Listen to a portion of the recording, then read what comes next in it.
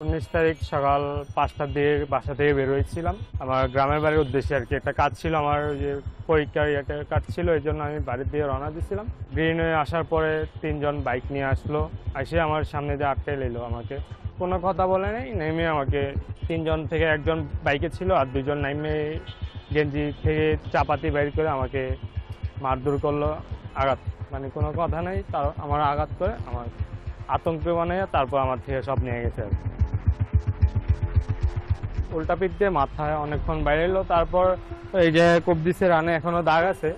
তারপর বুকে একটা কোপ দিছিল, মানে পোজ দিছে, তারপর এই জায়গায় পোজ দিছে, গলির জন্য বেঁচে গেছিল। এই যে এই জায়গায় কোপটা দিছিল, বুকে পোস্টটা দিছিল। এইভাবে আমি এরকম করছি দেখি আমার গেঞ্জিটা ফাইরা গেছে আর আমার বুকে একটু আঁচড় লাগছে আর কি। মোবাইল, তারপর আমার ব্যাগে, স্কুলের ব্যাগের টাকা ছিল, 14,000 টাকা ছিল, ফোন ছিল, এগুলো ছিনতাইকারীরা আমার ভয় দেখায় নিয়ে গেছে। যেদিন ঘটনা ঘটছিল ওই দিন গেছিলাম আমি মামলা করার জন্য।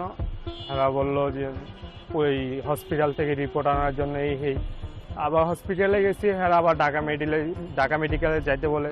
এই জন্য আমার শরীর অনেক খারাপ ছিল, এই জন্য আমি আর যাই নাই। আর তারপর আমি দেশের উদ্দেশ্যে রওনা দিচ্ছিলাম আর কি, ওই জায়গায় যে প্রাথমিক চিকিৎসা নিই। 7 দিন হয়েছে, মেন এটা না যে আমরা 7 দিন আগে আমরা অনেকে ইনফর্ম হয়েছি। অ্যাকচুয়ালি এটা গতকালকে যখন ভিডিওটা আমরা সবাই দেখি, নজরে আসে, তখনই নজরে আসে। আমরা এই ভিডিওটা আমাদের নজরে আসার সাথে সাথে আমরা এটা কাজ করা শুরু করি।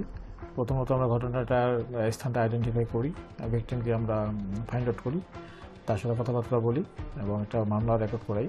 ভিকটিমের যে দুলাভাই, ওর পার্সোনাল একটা ক্যামেরা আছে, ওর বাসার নিচে একটা ক্যামেরা লাগানো আছে, ওইটা দিয়ে সে সর্বপ্রথম ফেসবুকে ছাড়ে ভিডিওটা।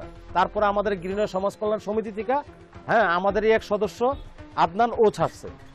ও ছাড়ার পরে ভিডিওটা যখন ব্যাপক ভাইরাল হয়ে যায়, তখন বিভিন্ন ধরনের প্রশাসন আইসা এটা ইনকোয়ারি করতে থাকে।